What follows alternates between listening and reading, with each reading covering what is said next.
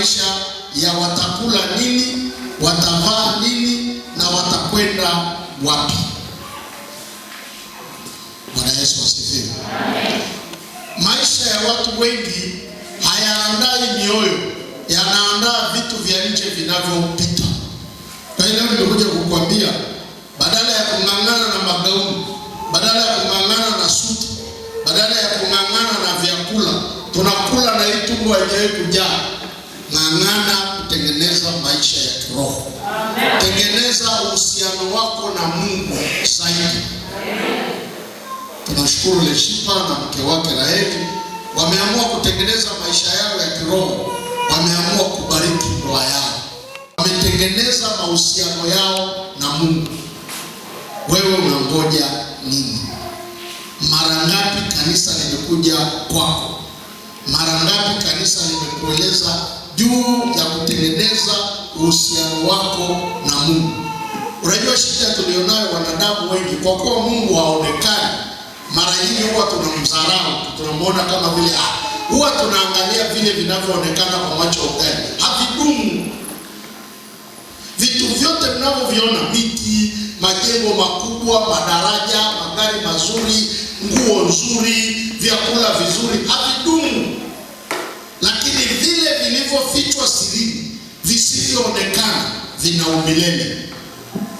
Bwana Yesu asifiwe. Uzima wa milele hatuwezi kushika kama bilauri ya kunywea maji. Uzima wa milele upo ndani yetu, upo ndani ya mioyo yetu, upo ndani ya nafsi zetu. Kwa hiyo unaonekana katika ulimwengu wa roho. Tungejishughulisha na mambo hayo, hata hii mikasa iliyoko sasa hivi haingekuwepo.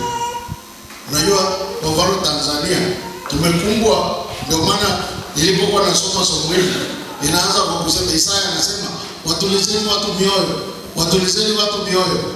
Kwa nini Isaya alisema watulizeni watu mioyo? Watulizwe kwa sababu hawa Waisraeli walimkorofisha Mungu. Walipomkorofisha Mungu wakapelekwa utumwani Babeli.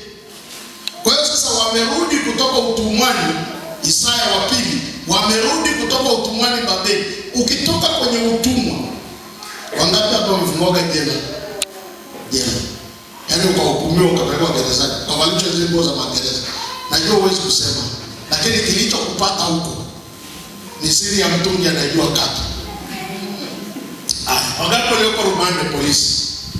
Yaani ulichukuliwa hayuko ndani. Unakijua kilichokupata huko ni nini? Kwa sababu ukifikishwa polisi, kwa sababu una wenge la uraiani, kwanza unakula vibao hivyo kukutoa wenge. Maana ukiulizwa unajibu tu kama unauza sambusa. Hiyo ile unyoshe maneno. Ukishapigwa vitatu, akili ya ujinga inatoka. Unagundua kwamba hapa ni vua viatu, ingia. Toa na ulicho nacho. Sasa Waisraeli wametoka Babeli kwenye utumwa, sio kwenye raha, kwenye mateso walikuwa wanatumikishwa. Wale wanafunzi na sisi tuliosoma shule tunafahamu historia ya utumwa. Utumwa wa babu zetu. Nasoma katika historia ya nchi.